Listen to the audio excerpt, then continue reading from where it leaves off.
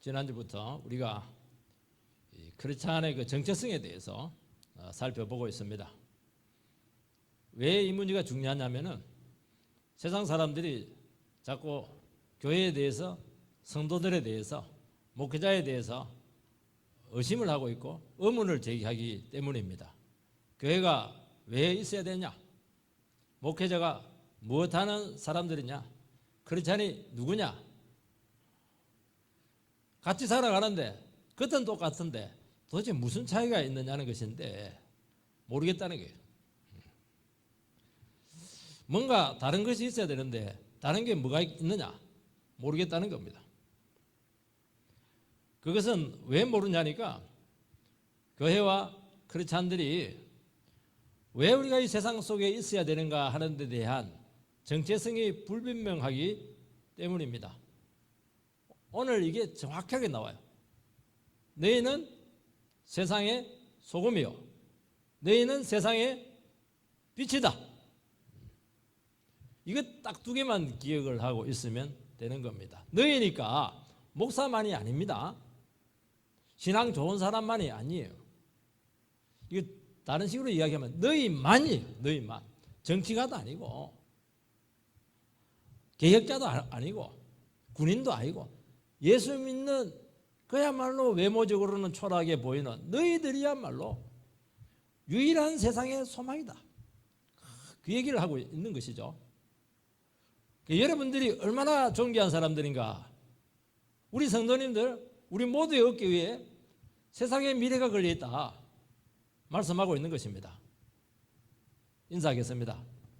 당신의 어깨에 세상이 걸려 있습니다. 이거는 굉장한 겁니다. 이거 소금 다음에 빛입니다. 소금은 좀 소극적이에요. 왜냐하면 세상의 부패를 좀 방지를 합니다. 방부제죠. 그래서 소금은 녹아야 돼요. 겸손하게 녹아서 들어가야 되지 도도하고 막 거만하고 막 주장하고 이렇게 해서는 소금이 될 수가 없습니다. 들어가서 없어져 버려야 돼요. 멜팅 녹아버려야 돼. 그런데 빛은 굉장히 적극적입니다. 막 들추어내요. 막 밝혀내요. 막 치료를 해내요. 에너지를 집어넣어요. 책망해요. 어둠을 물리칩니다. 바르게 세웁니다. 굉장히 적극적이죠. 두 가지가 다 있어야 된다는 것이죠. 이것이 세상을 새롭게 하고 세상에 생명력을 주고 분별력이 필요하고 통찰력이 필요하고 깨달음이 오고 창조력이 나오는 것입니다. 세상은 답답하거든요. 새로운 게 없다는 것을 금방 알 수가 있습니다. 오늘 우리 첫 번째는 너희들은 세상의 빛이라고 말씀하고 있습니다. 14절 15절 너희는 세상의 빛이라 산 위에 있는 동네가 숨겨지지 못할 것이요 사람이 등불을 켜서 말 아래에 두지 아니하고 등경 위에 두나니 이러므로 집안 모든 사람에게 빛이 느니라. 크리스찬은 세상의 빛입니다. 빛은 드러나는 것이고 모든 것을 밝힙니다. 드러나는 것은 부담스럽습니다. 그래서 크리스찬들은 또 교회는 어쩔 수 없이 주시의 대상입니다. 직장에서 집사인데도 불구하고 막 끝까지 순교를 해도 안 돼요. 결국에는 드러납니다. 어디서요? 술집에 가면 딱 드러나요. 술까지는 못 먹거든요. 그래서 크리스찬은 이 세상에서 숨어서 내 혼자 편안하게 살아가야지. 그 생각 자체가 잘못된 것이니까 그 생각을 바꾸시기 바랍니다. 굉장히 이기적이에요. 그거는. 우리는 세상과 다릅니다. 왜 다르냐니까 하나님께서 우리는 하나님을 아는 사람이지 않겠습니까? 하나님께서 우리에게 너무 많은 귀한 것들, 고상한 것들을 심어놨거든요. 뭔가 있는 겁니다. 하나님께서 이것을 가지고 빛을 드러내라. 조금 어려운 표현을 한다면 계몽을 하라는 것입니다. 그래서 우리가 드러나는 거 일부러 막 피하고 선전할 필요는 없겠지만은 우리 성도로서 자연스럽게 하나님의 모습들이 드러나는 이것은 굉장히 귀한 것이고 이것을 이상하게 여기지 말라고 말씀하고 있는 것입니다. 그러니까 우리는 세상에 비치니까 논리적으로 세상은 어둠 속에 있다는 것이 전제가 되어 있는 것입니다. 세상은 어둠에 있습니다. 그 증거가 뭐냐? 죄를 좋아합니다. 굉장히 자기밖에 모르는 이기주의자들이죠. 우리 그럼 예수 믿는 사람들은 죄 안 짓느냐? 죄 짓죠. 이기적일 때가 참 많습니다. 성령 충만하지 않으면요 세상 사람들보다 더 이상한 사람들이 많습니다. 그러면 어떻게 하느냐? 세상에 막 비난을 합니다. 예수 믿는 사람들이 죄 짓는다고.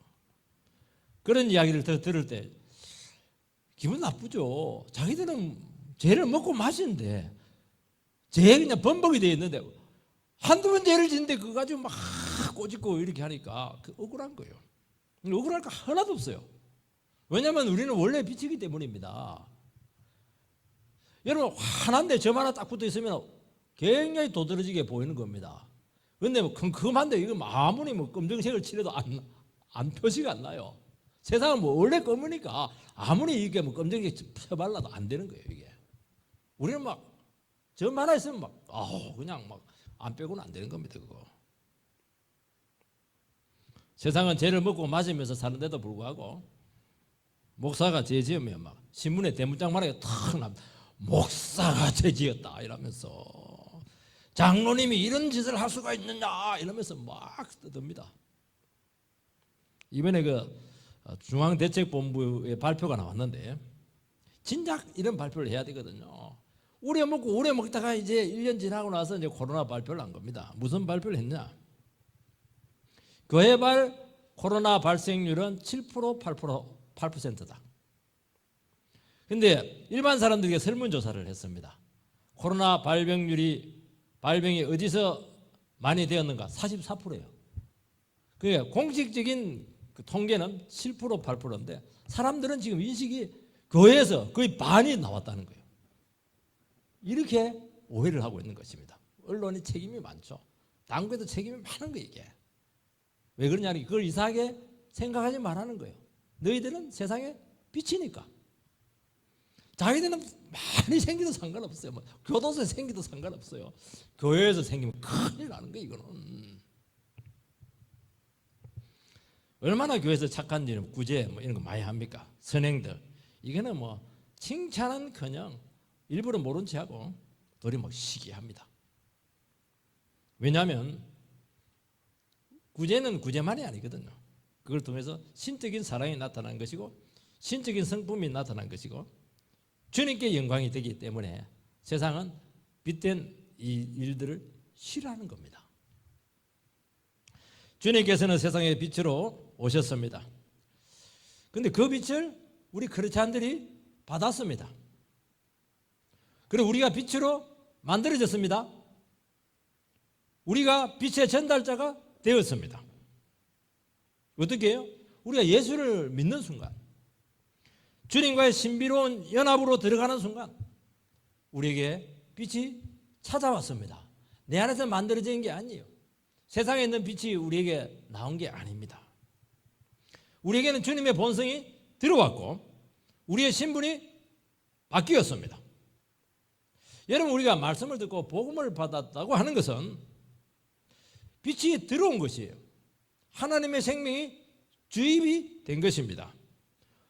이 세상에 없는 아주 놀라운 하늘의 깨달음이 우리에게 찾아왔다는 것입니다. 내 IQ하고 상관이 없는 거예요. 그 존재가 빛이고 우리는 신의 성품을 입고 있습니다. 이 세상에 없는 것이죠. 우리는 변화된 삶을 누리고 있습니다. 우리에게는 하나님께서 주시는 성경적인 교훈적인 삶이 있습니다. 이게 빛이라는 것입니다. 우리에게는 생명의 말씀이 있습니다.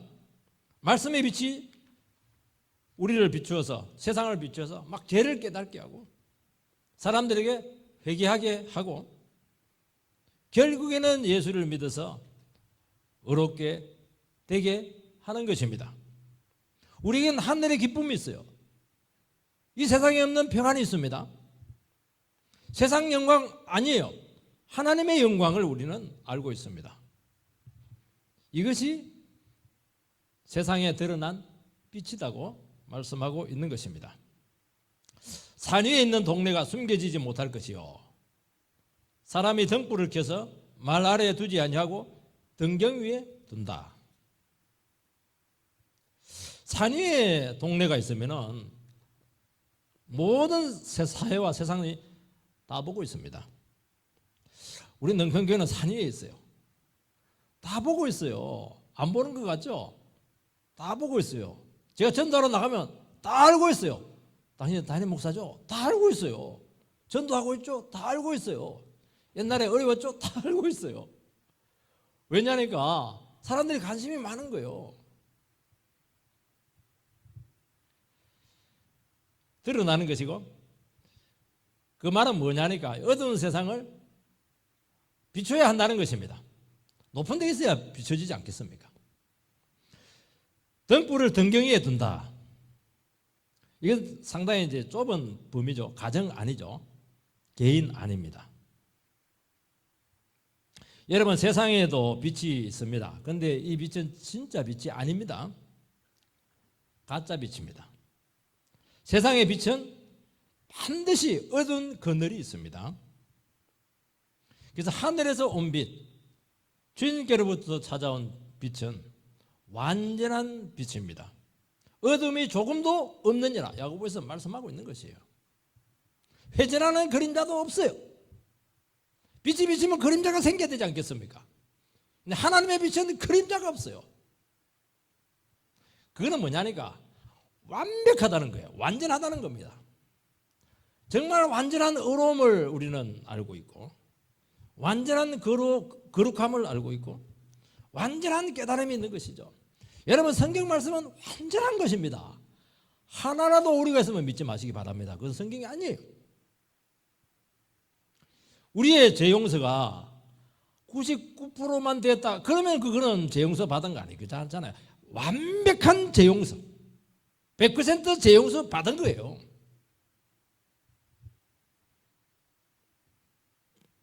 여러분 세상에서는 아무리 좋은 것이고 대단한 것일지 모르지만 한때요. 그 말은 뭐냐니까 완전하지 않다는 것입니다.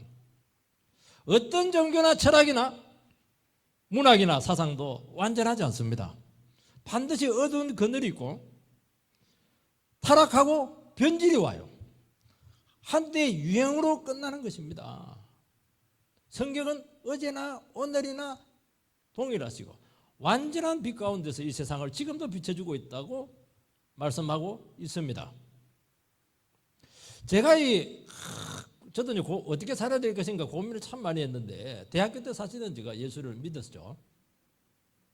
제게 진리의 빛이 찾아왔을 때 아직도 기억해. 너무너무 그 빛이 강렬했습니다. 한 번도 경험해보지 못했습니다. 그 이유는 두 가지였던 것으로 생각이 됩니다. 제가 너무 어두웠다는 거예요. 그때 하나님 말씀에 제게 비치기 시작했는데 세상에 이런 말이 어떻게 있을 수가 있을까? 어떻게 이런 교훈이 있을 수 있을까? 감히 나에게 어떻게 이런 말을 감히 할 수가 있었을까? 이건 하나님밖에 없다는 거예요. 너무 완벽했고 빈틈이 없었고 그동안 내가 고민했던 그 모든 문제들이 여기에 답이 다 있었구나. 진작 알았어야 되는데 너무 늦게 알았다는 겁니다. 지금까지 내가 나름대로 의미 있게 붙들고 있었던 것은 태양빛에 비하면 반딧불에 불과했구나 하는 것이었습니다. 그거는 가감이 없는 거예요. 정확한 표현입니다. 저는 이토록 완전한 하나님의 사랑을 알지 못했습니다. 사랑을 그렇게 갈구했는데도 채워지지 않았거든요. 근데 막 하나님 말씀을 들으니까 막 채워지는 거, 사랑의 탱크가 막 채워지기 시작하는데 그때 뭐 거의 앵꼬가 났는데 막 말씀을 들으면 들을수록 하나님이 사람을 계속 채워지는데 막 감당이 되지 않아서 세상에 이런 사랑을 어떻게 받을 수가 있을까? 정말 왜냐하면 우리 형제들은 사랑할 줄을 모르거든요. 그동안 내가 추구했던 인생관들, 가치관들 이게 얼마나 비상적이고 정말 이게 참 수준 낮은 것인가 정말 유치했어요. 그래서 빛이 싹 바래지는 것을 느꼈던 것입니다. 이게 빛이에요. 성경의 빛이고 하나님의 빛이라는 것입니다. 빛을 밝혀라. 빛을 찾아라. 그렇게 하지 않고 너희들 속에 있는 것을 드러내라는 겁니다. 여러분 빛이 있는 사람들은 가만히 있어도 막 뿜어져 나와요. 안에 있는 빛을 숨기지 말고 드러나도록 허용하라는 것입니다. 자꾸 싸매면 안 돼요. 말 아래 두고 그렇게 하면 안 돼요. 말은 옛날에 쌀 될 때 한 말 두 말 하는 그걸 말이라고 하잖아요. 거기다 덮어놔버리면 빛을 등불을 덮어놓으면 어떻게 되겠어요? 꺼지든지 말을 태워버리는 겁니다. 그렇게 하면 안 돼요. 덮어놓으면 우리가 타든지 우리 속에 있는 빛이 꺼지든지 그렇게 될 겁니다. 등경에 나눠야 돼요. 드러내라는 겁니다. 그래서 크리스찬의 삶을 너무 소극적으로 생각하면 안 되고 굉장히 적극적이다는 것을 기억을 하시기 바랍니다. 그러면 우리가 이 빛을 어떻게 드러내야 될 것인가? 그럼 우리 자신의 안에 있는 빛을 강화시켜야 되는 것이죠. 어떻게 해요? 자꾸 진리를 담아야 됩니다. 우리가 자꾸 말씀으로 변화가 돼야 되는 것입니다. 우리가 거룩하고 깨끗해져야 한다는 것입니다.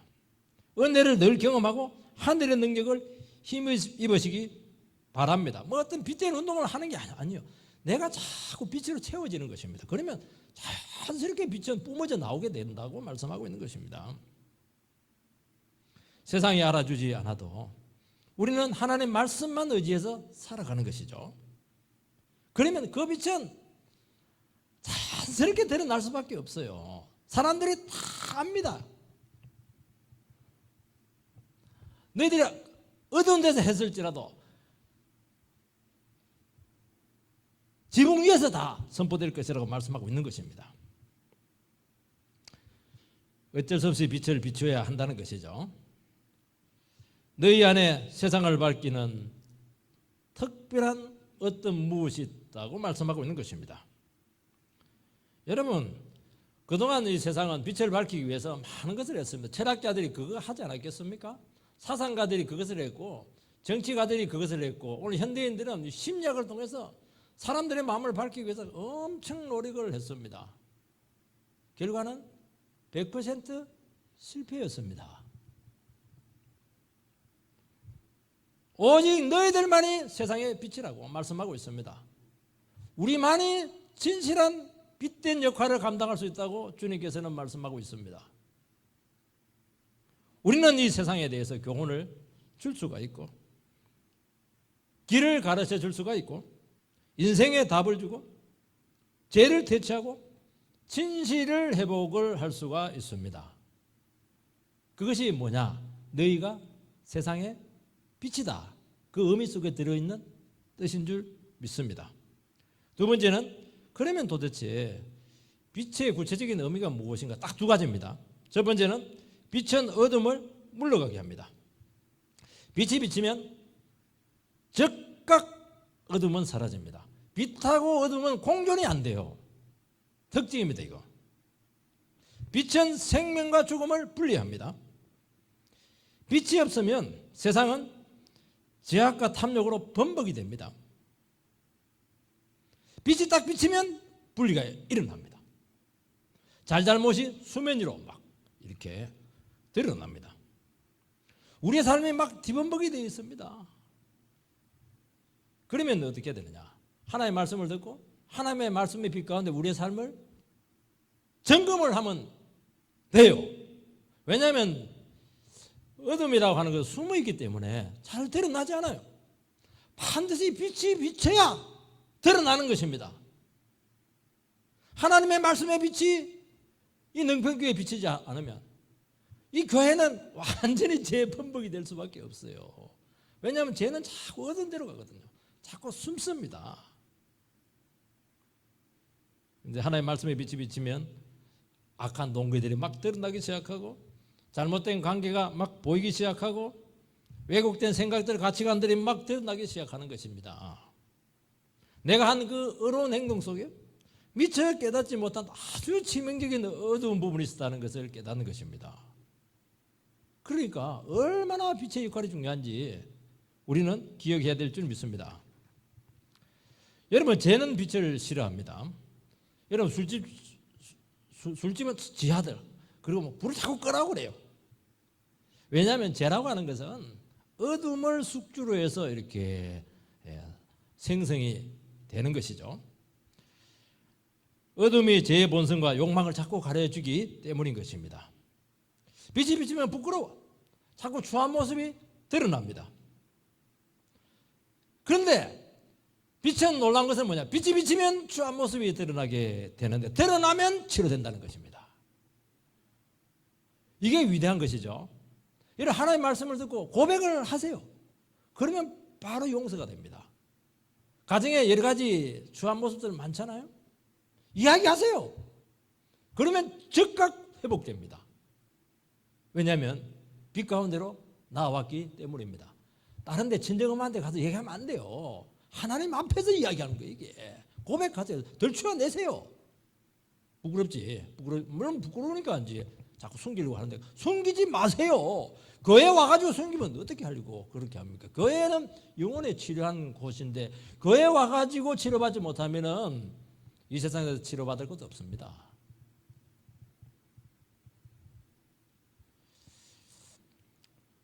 그리고 빛은 제 모든 그런 어둠의 모든 전모를 다 드러냅니다.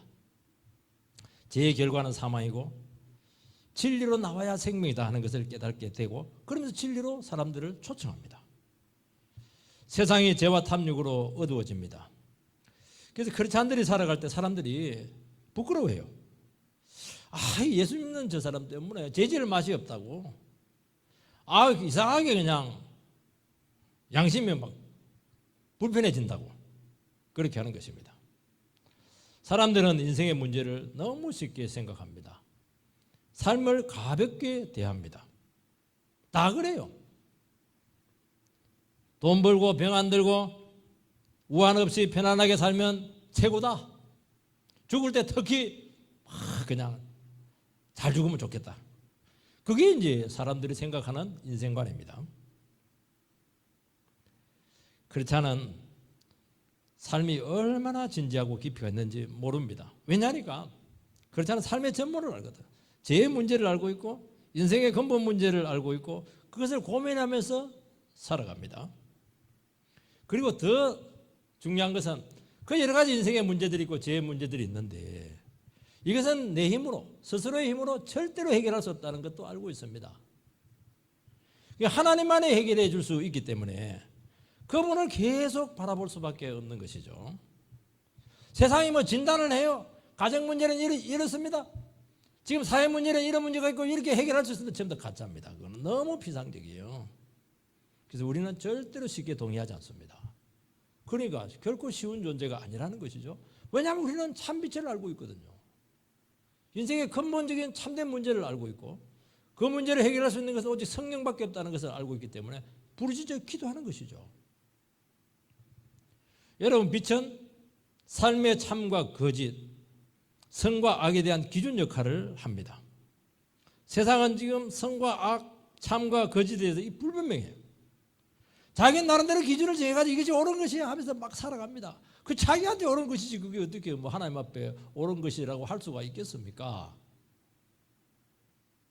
크리스찬은 빛이 비치기 때문에 말씀의 표준을 가지고 있고 세상의 기준을 제시합니다.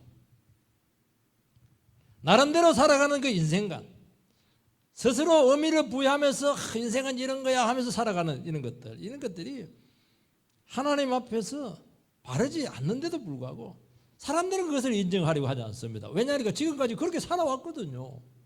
나이가 잘못됐다는 거 인정하면 50평생, 60평생 살아왔는데 그 과거를 다 그냥 없애야 되니까 얼마나 손해가 되겠습니까? 안 되는 거 이게. 크리스찬들이 하나님의 말씀 순종하고 믿음으로 살아가면, 그리고 하나님을 인정하면서 살아갑니다. 세상 사람들이 보면 정말 미련해요. 세상에 얼마나 좋은 것들 막 욕심 막 야망 추구할 수 있는데 그래 안 해요. 그리고 막 무력한 것 같아요. 아우, 예수 믿는 사람, 저 사람들 저렇게 살아가다가는, 정직하게 저렇게 살아가면 반드시 세상에서 망할 거야. 그러면서 굉장히 예의주시를 합니다. 언제 망하나, 언제 망하나, 언제 회사에서 쫓겨나나, 막 그 생각 많이 해요. 시간이 지내놓고 보면은 어떻게 되냐? 완전히 달라요. 네가 옳았다는 거요. 예수 믿는 니들이 살아가는 게 옳았다는 겁니다. 그리고 그들이 살아왔던 그 세상의 삶이 이게 얼마나 무의미한가. 근데 그때는 때가 늦은 거예요. 죽기 일보 직전이 이빨 다 빠져버려가지고 지금 그때라도 회개하면 되는데 회개가 쉽지가 않아요. 때 늦은 후회를 너무너무 세상은 많이 한다는 것입니다. 그토록 목매달면서 온 인생을 걸고 세상을 추구했는데 시간 낭비였어요. 인생 낭비한 겁니다. 그거 하나도 안 남아요. 예, 인생 말년에 보니까 내가 인생을 뭐 하면서 살아났는데 장관했어요. 어떤 장짜리 많이 했어요. 내가 뭐 했나? 남는 게 하나도 없어요. 얼마나 험하겠습니까? 여러분, 이게 남의 이야기가 아닙니다. 우리의 이야기라는 것이죠. 16절, 이같이 너희 빛이 사람 앞에 비치게 하여 그들로 너희 착한 행실을 보고 하늘에 계신 너희 아버지께 영광을 돌리게 하라. 빛이 사람에게 비치었는데 그것이 성도의 착한 행실로 나타난다는 것입니다. 우리가 착한 행실을 일할 때 저 사람은 착해, 법 없이도 살 사람이야, 정말 도덕적으로 양심적으로 깨끗해, 그게 아닙니다. 하나님의 선한 것이죠. 하나님의 성품이에요. 하나님과의 관계에서 나오는 모든 살 결과들을 이야기하는 것입니다. 그것이 그렇지 않게 있는 착한 행실입니다. 우리가 하나님 말씀을 의지하고 살아갈 때 하나님께서 우리를 통해서 많은 일을 하십니다. 이게 착한 것입니다. 이게 하나님이 착하죠. 우리는 안 착해요. 우리가 예수 믿고 말씀을 들으니까 믿음으로 살고 이렇게 하면서 착한 게 나타나지, 우리는 착한 일 하면서 못된 짓 뒤로 다 합니다. 속으로 절대로 안 착해요. 우리는 착각하지 마세요. 우리 애는요 얼마나 착한지요. 고해가 나중에 청소년 돼보세요. 못된 짓 많이 합니다. 믿지 마세요. 여러분, 예수 믿게 해야 되는 거예요. 예수 믿게. 여러분, 성도는 도덕군자가 아닙니다. 도덕군자가 좋지가 않아요. 그거 주의 뜻대로 사는 사람입니다. 세상은 주의 뜻대로 다 되게 돼 있거든요. 결국 하나님의 뜻이 드러날 때가 있을 텐데 그때 세상은 하나님께 그렇지 않은 착한 행실을 통해서 영광을 돌린다고 말씀하고 있습니다. 어떻게 영광을 돌립니까? 방금 얘기하지 않았겠습니까? 나는 너희들이 틀린 줄 알았더만 너희들이 오라. 내가 틀렸네. 그게 하나님께 영광을 세상 사람들이 돌리는 것입니다. 예수 믿는 사람들만 하나님께 영광을 돌리잖아요. 세상도 하나님께 영광을 돌립니다. 망하면서 심판 다 당하면서 어떻게 합니까? 너희들 이렇게 살면 안 돼. 이렇게 살면 심판감이야. 핑계를 못 대는 거예요. 핑계를. 그러면서 끝나는 것입니다. 예수 믿는 자 며느리처럼 살아야 돼. 그러고 죽는 거예요. 그게 영광을 돌리는 것입니다. 우리는 어떻게 영광을 돌립니까? 내가 믿음 생활한다고 고생 엄청나게 했습니다. 그냥 유혹도 이긴다고 막 힘들었어요. 그래도 하나님 함께 사니까 너무 기쁘네요. 할렐루야.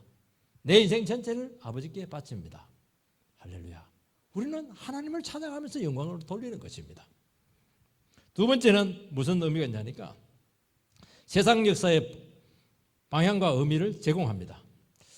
여러분, 등대는 물결이 잔잔한 데는 등대를 세우잖아요. 그냥 파도가 막 내리치고 협곡 좁은 데 이런 데 등대를 딱 세우는 겁니다. 왜냐하면 난파를 방지해야 되기 때문인 것이죠. 성도는 등대와 같아요. 세상에 막 파고가 너무 세요. 그냥 갈등이 너무 많아요. 자칫하면 삐끗하면 그냥 난파되는 그런 세상의 바닷속을 우리는 걷고 있는 것입니다. 세상 사람들은 당장 어려움이 없으면 된다는 식이죠. 여러분, 당장 어려움이 없는 게 중요한 게 아닙니다. 예측이 되거든요. 근데 예측을 못하는 겁니다. 여러분, 배를 타고 지금 폭포로 떠내려가고 있는데 폭포가 안 보여요. 거기서 막 경치 막 즐기고 막 스테이크 막 자르고 즐기고 있습니다. 곧 떨어져 죽을 줄 모르는 것이죠. 그렇다는 거예요. 근데 세상은 갑자기 막 경기가 나빠진다든지 코로나가 온다든지 천재지변이 생겼다든지 북한에서 핵 터뜨리겠다 이러면 겁을 냅니다.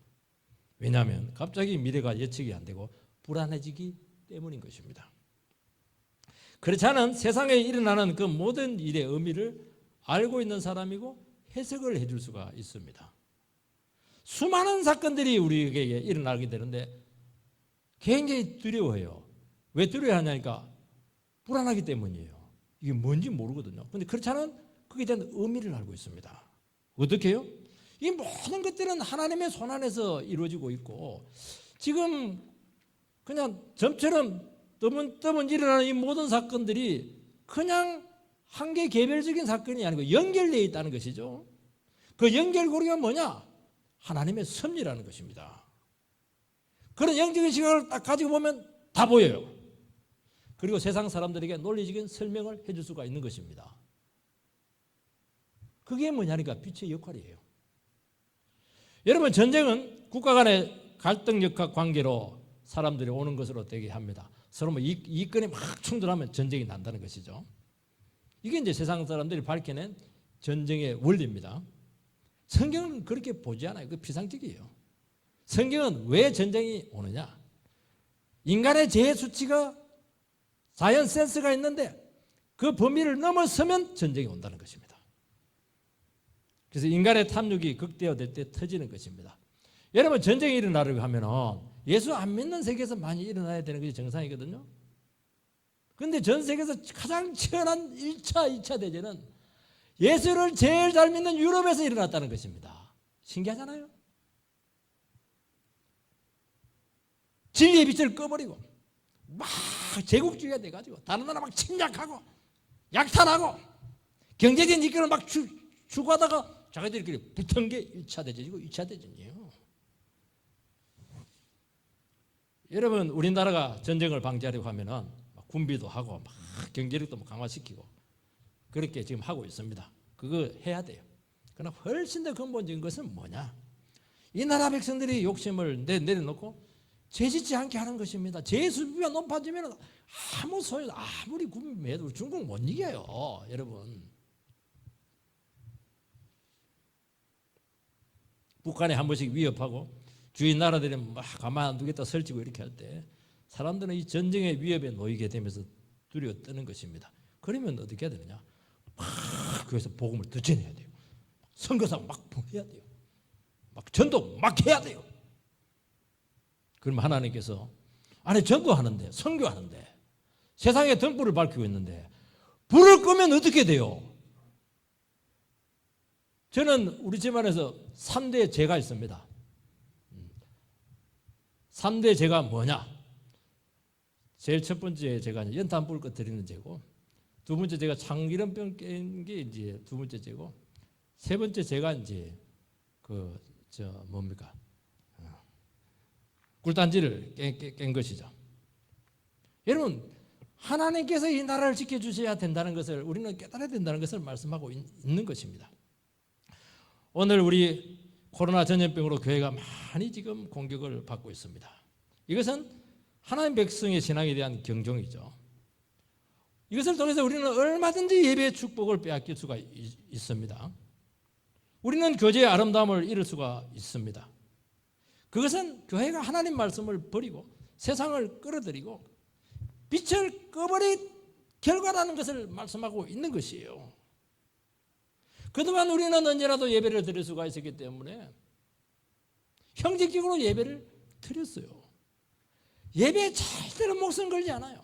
그냥 종교 행위 중에 하나로 신앙생활을 하는 것입니다. 그래?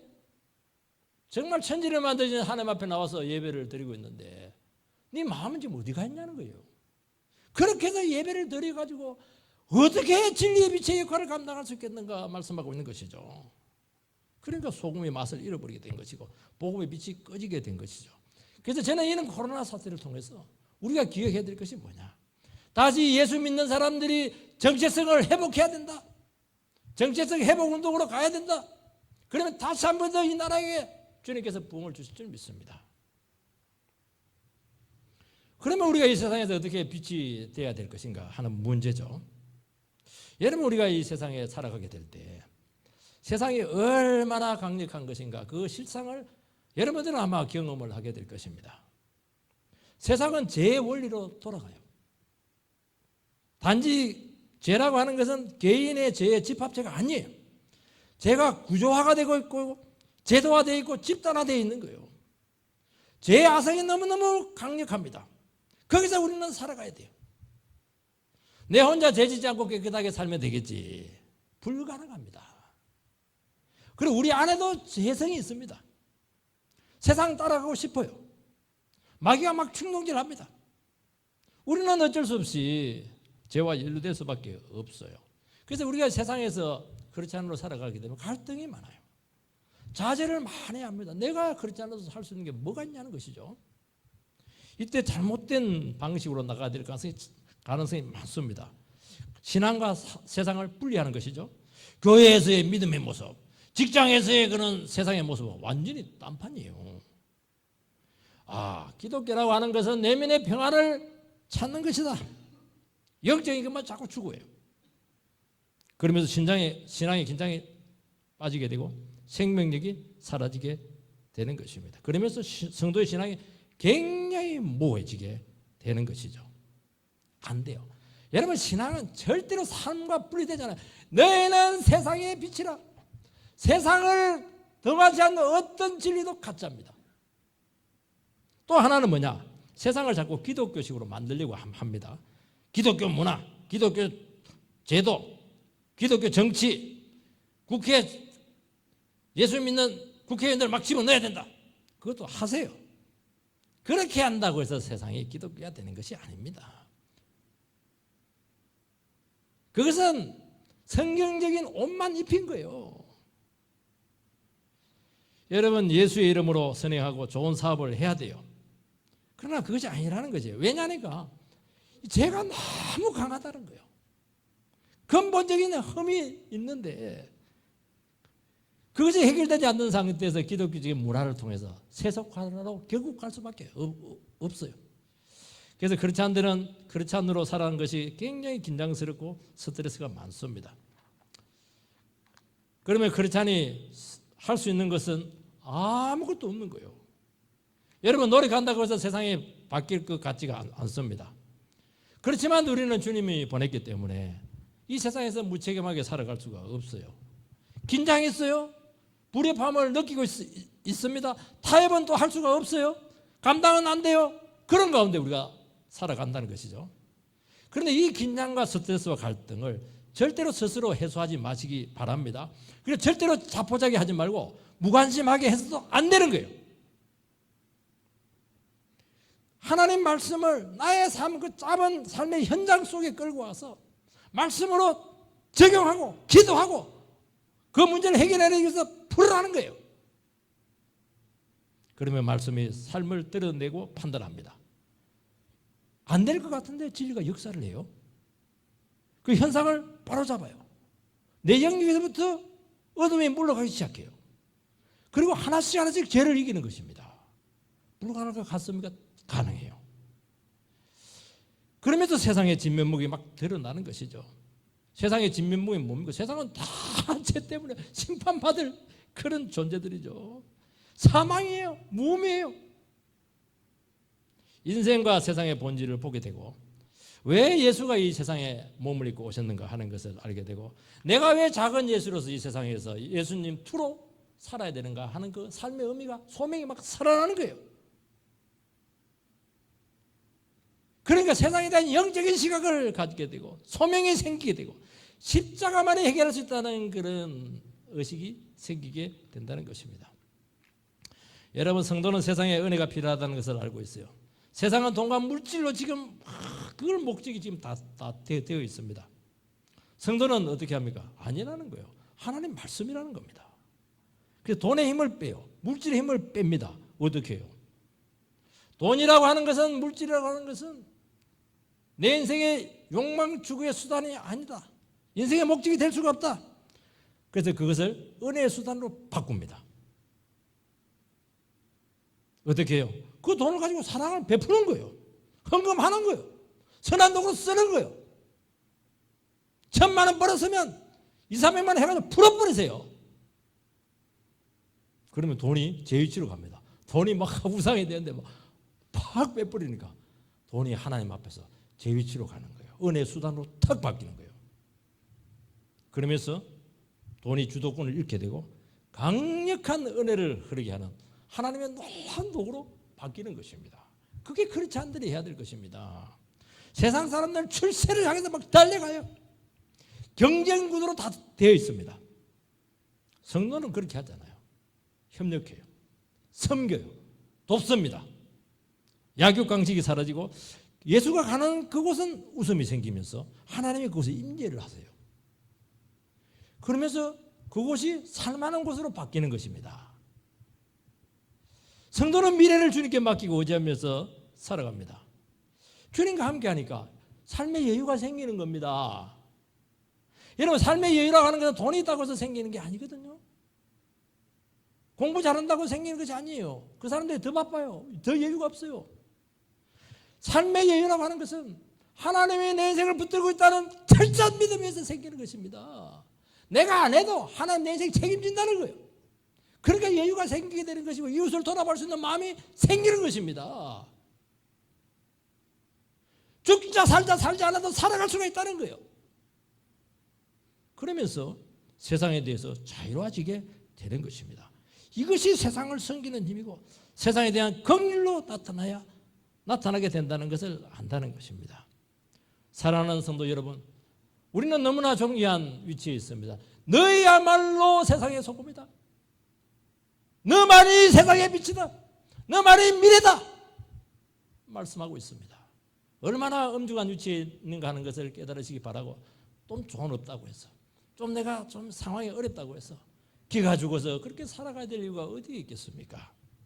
그렇게 다시 한 번 더 주님 앞에서 내가 정말 하나님의 소명자로서 내 한 사람이 진리 위에 바로 서는 것이 너무너무 중요하다는 것을 깨닫고 주님 앞에서 날마다 몸부림치면서 하늘의 은총을 이 땅에 끌고 오는 그런 참된 예비자들이 되기를 주의 이름으로 축원드립니다.